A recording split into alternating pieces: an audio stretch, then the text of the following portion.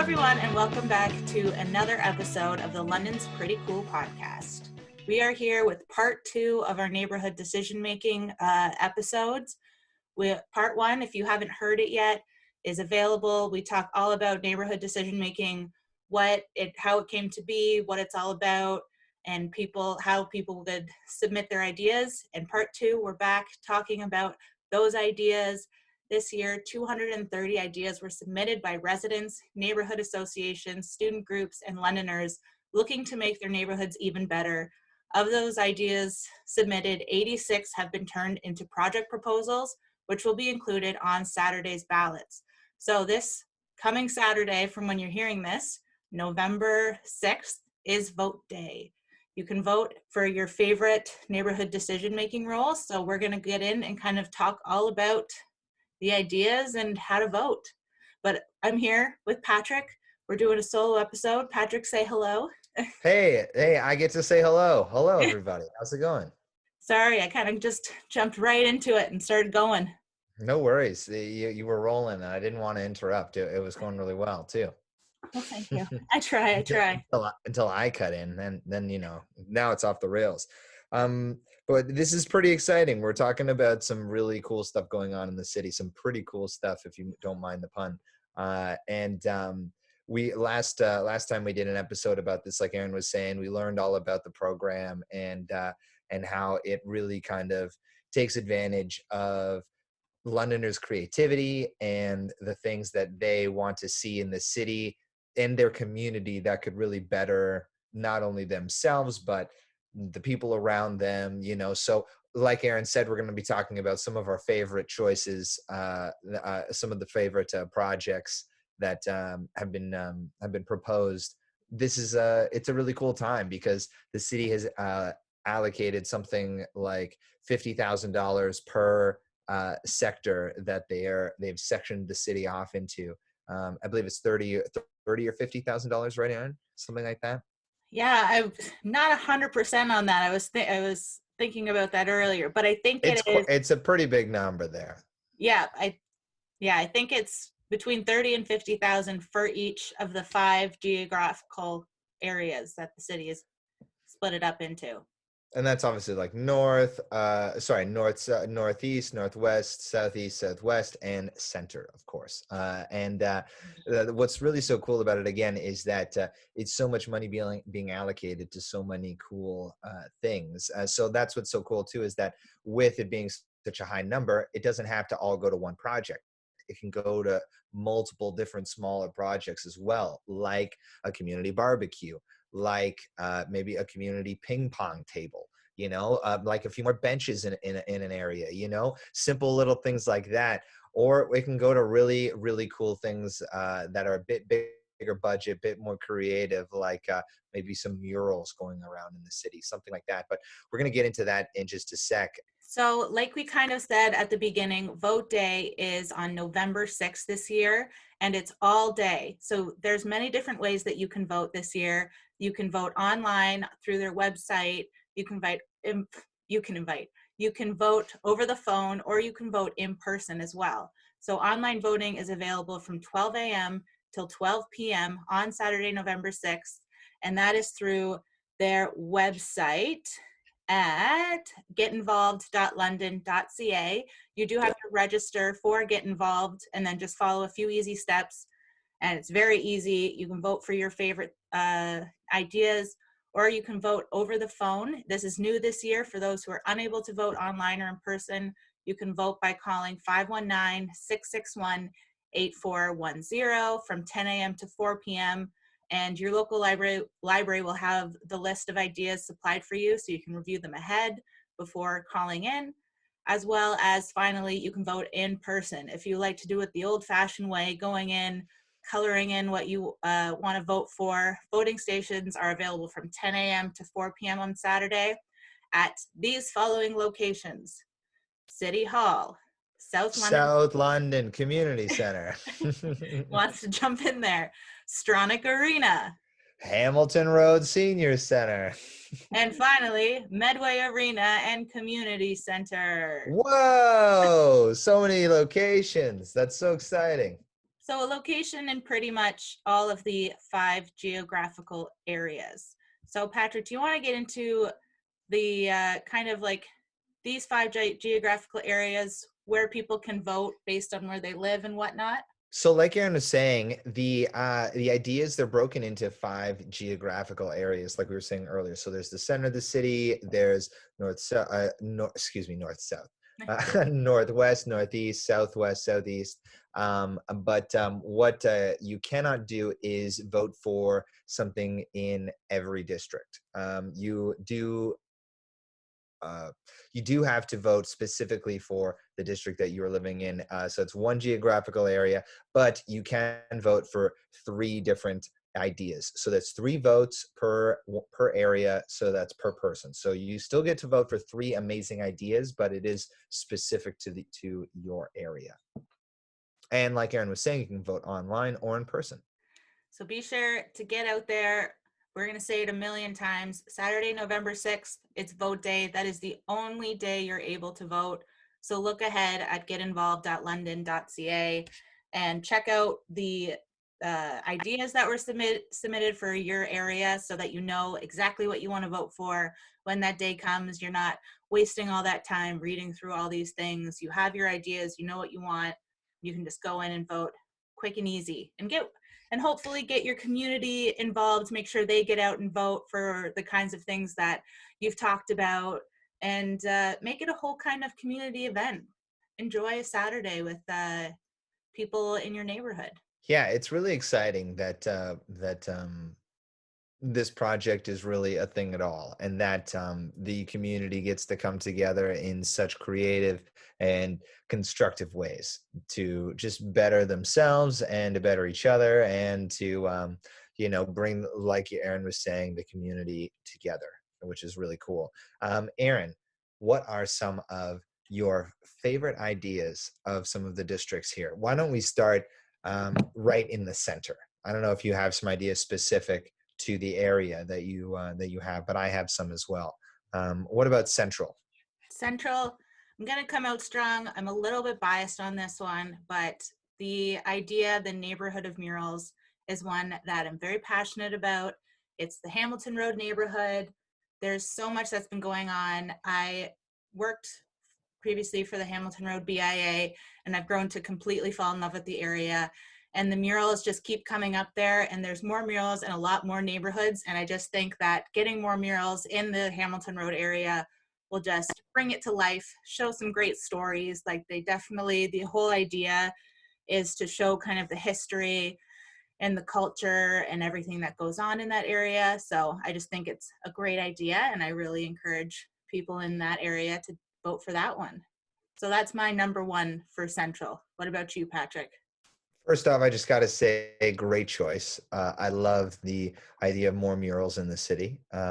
We know somebody who has taken part in a mural creation already on Hamilton Road, which has really evoked a great emotion and vibe for that part of the area. So I'm totally down with that. I think that's a great idea. Now, my number 1, though, for the Central area, I decided to go with Neighborhood Porch Concert Series. I think that is a really, really great idea. Now, as far as when I was looking into it, it is something that seems to be already going, which is really cool, and something that I think if they're looking to implement into this 2022 fall spring season, I think that's a really, really great idea and a great opportunity to, again, bring community together out for, like Aaron was saying, a great day, a great evening of music, and food, very likely, and fun for the family of all ages. And you get to celebrate the incredible musicians in the city too, which is something that I never shy away from. So very down with that idea. That's my number 1 for the Central. Do we want to give just a special, like what do they call it, Aaron? Special mention? Yeah, exactly. A special mention, and then we can move on to the next area. What do you say? Yeah, I agree. We'll do our favorites from each area and then one like our runner-up kind of worthy of Mm-hmm. mention if you don't know what else, because remember, you get to vote for 3 different things. So you can Mm-hmm. take our 2 and then choose which of the third you want. That can be your choice, but I just think you should choose the ones that we're giving you, obviously, because we're right and about everything. Uh, but I would agree with Patrick on that one too. The porch concert series, I've gone and seen one in Woodfield before, and it was just so much fun seeing all the different people in the neighborhood come out and just enjoy this music. And it is like people of all ages, kids running around enjoying the music. It's just so great to see. And so it would be great to have some funding for those people who are giving up their front lawns or helping put all this stuff together. Give them some funding so they can make sure that it's the best thing possible. Mm-hmm. All right. Well, I guess, it's funny, and we might as well have each other's runner-up right there. Yeah. Um, but I'm just going to throw out there the orange crosswalk for truth and reconciliation, just as a quick mention, even though it should be a bit more than that, obviously. But I'm surprised at the cost involved in just like painting the Crosswalk. crosswalk orange. But obviously, it's the labor and the quality of the paint. But if that's what needs to happen, then that's what needs to happen, and I'm super into that idea. That's a great honorable mention. I'm going to go a little different way with the cycling without age in Old South. I just think Mm. it is so cute, and I live in Old South and I would love to see it. Just when I go for my walks, to see these lovely volunteers or youth. It also says youth can benefit from getting volunteer hours, and it's helping seniors have an opportunity to relive the magic of cycling by giving them rides around the neighborhood on bikes. And it just seems like a fun thing to kind of bring different age groups together. And yeah, just it's cute and it's fun and I like it.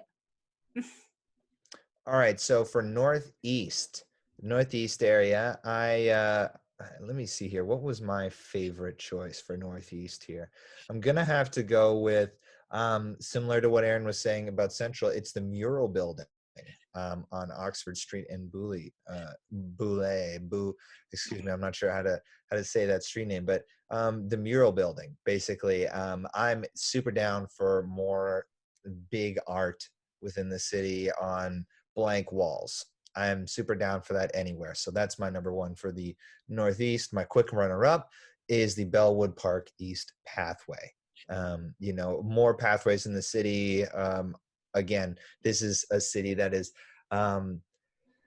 rich with incredible trails, and to have more is it wrong of me to want more? But that there's nothing wrong with that. Nope, the goal is to be able to bike around the entire city without ever having to be on the street. I think it's Mm. great. All right, my number one, both of mine are kind of the same. They're on the same kind of leg. I like the flower garden at Montcalm School. I just love the idea of students going and having a kind of a space to have a green thumb, especially if they maybe don't have any area in their house right now, maybe if they live in apartments or whatnot, being able to have a place to go and use your green thumb and plant some stuff, be super fun. I wish we could have had that in high school. Mm. And then the other one is wildflowers in Bellwood East Park. I just got to keep up those pollinator pathways, getting the wildflowers out there, helping the environment. I think those are all great choices, and I completely agree. We need more pollinator parks in general, just to get our bee population up. No, not wasps, bees. Um, Next up is our Northwest section. So my top choice for the Northwest section, it's pretty well going to be, you're going to see a similar theme through a lot of my choices here. It's the Boulevard of Dreams, the decorative garbage cans in Northwest Optimist Park. Again, love the idea of painting these garbage cans. Brings out an opportunity for artists to showcase their work within the community. You always get surprised by what somebody brings forward for something that may seem, a bit not more nonchalant as a garbage can. Some people really bring it. I think that would be that's always really cool to see. My runner up is the community ice rink in Riverbend Park. I think community ice rinks, natural or not, are always a great thing, especially if it can be maintained by the city and kept safe. That is super awesome, and I'm super down for that. Great choices. Okay. It's getting harder and harder to choose each time I go through these. They're all great ideas. So be sure you do your own research, but we're just giving you our top ones in case you don't have time. But so for Northwest, my number one is the accessible playground at St. Catherine of Siena School. I think more accessibility, especially for children in playgrounds in those settings, is definitely needed. And yeah, I've been to St. Catherine of Siena a lot. I used to work there. So it's just to be able to see it kind of grow into being more accessible and a great place for kids of all abilities to be at and play. It would be fantastic. We love to see it. And then kind of took my number two because I do like the ice park, the ice rink. Oh, it could be the same. That's fine. But I do also like the idea of the Arabic radio station. Yeah, I I think did love that. that is super cool. I think it's a great idea to have come to London. So there's another idea that I didn't even know. I don't like that was not something that I thought you could do. That was like normally it's a lot of outdoor kind of things. This is a great idea and I love it. It's cool because obviously we didn't realize it was a need the city had, which is really cool. I hope we are able to fill that, which is really cool. All right, next up, we are going to go with Southeast. Southeast. All right. So my number one for Southeast is the skate park update in Pond Mills. I am a skater at heart who cannot do much skating. I've always been a fan of it though, and having places for kids and honestly skaters of all ages to practice and work on their craft in a controlled environment, where there isn't booming traffic and security kicking them out or anything like that. I'm all in support of that. So that's my number one. There is the skate park update in Pond Mills, and then my second is the musical playground at John P. Roberts Public School. The idea of the musical playground, I'm sure for the neighbors nearby, sounds horrifying, but I think as a creative and something to inspire the kids into something that they might not have even realized that they could do, very cool. Great choices again. See, it's just so much going on. So be sure to check it out. I'm going to say it every single time. My choice for Southeast number one is the grand opening of the East Lyons Community Center.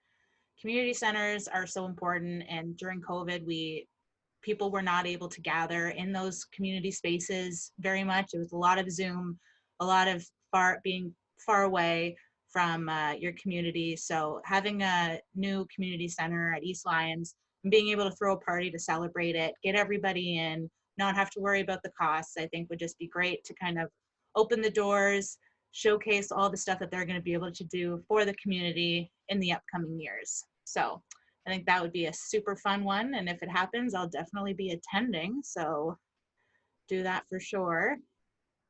And what do I want for my second one? Let's see. I'm going to go with, because there's another pollinators. So you know how I feel about those pollinator gardens. I love those. So if you have an extra third one, you don't know. But I recently discovered that we have a disc golf course at St. Julian Park, which is super cool. Did not even know that was a thing. So there's improvements that are needed. So I think that's they want to add like a bike rack so that you're able to bike up and start using it, new T signs, wayfind markers, make it all look nice and fancy and fun to do. So I think that's a great idea and I want to try it out. So That's really cool. Disc golf. I know lots of people actually who are doing disc golf. It's becoming quite popular. I know. I've noticed that too. That like, I have a friend who just got like signed for like like in a disc golf team. Mhm. Like she sponsored them. What? That's Yeah. crazy. I was like, Oh what? I didn't man. even know this was a thing. That's awesome. Everything is a thing these days. There's always everything is a thing. That's crazy. Good for them. You know, Yeah. they can put that on a resume. Oh man, pro disc golf player. That's amazing. Or at least sponsored. Yeah. Okay, so Aaron, was that both choices? Sorry, I don't want to steamroll. Yes, it was. Okay, perfect. Last but not least is the southwest end of the city. My top choice is the Butterfly Garden in Greenway Park. The idea of a butterfly garden is super, super cool. I think we only really have one in the city, specifically, like a sort of like an area for that butterflies do kind of roam, where a lot of weddings happen. I can't think of the exact spot. It's over by Springbank area, by Springbank Park. But the only other one I can think of when I growing up is going to Niagara Falls and going to like butterfly conservatories and stuff. So the idea of gardens, specifically to promote the health and wellness of butterflies, so down. So I so many times this summer, when I was walking my dog, I would notice a monarch butterfly and I would stop and be like, oh my goodness, look at this, it's amazing. My number two choice is the picnic tables and a barbecue area in Jorgensen Park. I love the idea of putting out a public barbecue and picnic tables in a park area, because bringing your own barbecue is a lot more work than you expect, and just bringing a few coals and a lighter, it can be a lot easier, with a little bit of lighter fluid. And you could have yourself a really great meal for a whole bunch of people, in a great open space that's fair for use, and just for people who don't normally have access to grills or something like that. This would be a great opportunity for them to have a hot meal as well, if they can get that going for themselves. Nice, nice. All right, my final choices. So, first one I would say is the Warbler Woods improvements. So this is one of London's many ESAs. We talk about them a lot in our this or that. That's always an option. I love ESAs. I love hiking. I love the part of London that makes you feel like you're not in a city. You just are able to get into those trees and it's just like you're in a whole nother world. So love the ideas of improving the hiking trails so more people can get out and enjoy one of our many environmentally significant areas. So that's my number one. And then number two, this was something that I thought was super cool, is the community boat building and launch. So you can go for this and learn how to build a boat. Oh, that's what it is. You can learn how to build a boat. That's so cool. Yeah, it says participants of all ages will create a full-size wooden rowboats from lumber and plywood over 30 hours spanning several weeks. So they'll Wow. hand carve it, and then no prior experience is needed. And then, yeah, it says completed boats will be used for education, water clear up, bird watching, boat safety, recreational use during community rowing opportunities. So all the boats that were made will go to helping and doing different volunteer work on the water. So that's just like, never even heard of that. That'd be so cool to go and build your own boat. Not a lot of people can say that. Yeah, and they could see it rowing down the water, doing cool things, and be like, "I built that boat." Just so you Yeah. know, that's very, very cool. Well, I gotta say, those are some great choices, and that's not even scratching the surface of all of the choices that are available for you, the incredible city goers of London, Ontario, to take part in this really great program. So don't forget, November 6th is vote day. You can vote online from 12 a.m. until 12 p.m. and you can vote in person from 10 a.m. to 4 p.m. So this is no joke, people. There are some really cool things happening with real money involved that you can get involved with for this city. This is not a gambling thing. This is about making great change for your city. So don't forget about getting involved, and voting. Yes. And also don't forget, new this year, you can also call in. So if you're not able to get to a computer, if you're not able to get out to one of those places that we mentioned earlier, you're still able to call in and vote by calling 519-661-8410. And online is the getinvolved.london.ca. And hopefully, I'm not saying the wrong thing over and over again. But so yeah, just be sure to get out and vote. This is something that's great for your communities. Like we said, we only just scratched the surface. We did 4 ideas total for the 5 different areas. There's 86 ideas total.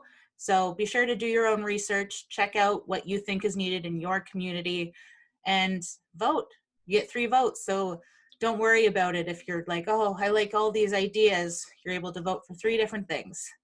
Yeah, so don't forget to vote. And if you guys have any questions about that, feel free to hit the website that Aaron had mentioned earlier. They likely have all of the answers for you. And be sure to subscribe to our London's Pretty Cool podcast on all of the streaming services available. And if you watch us on YouTube, hey, how's it going? You can see me giving you a peace sign. Hey. Awesome.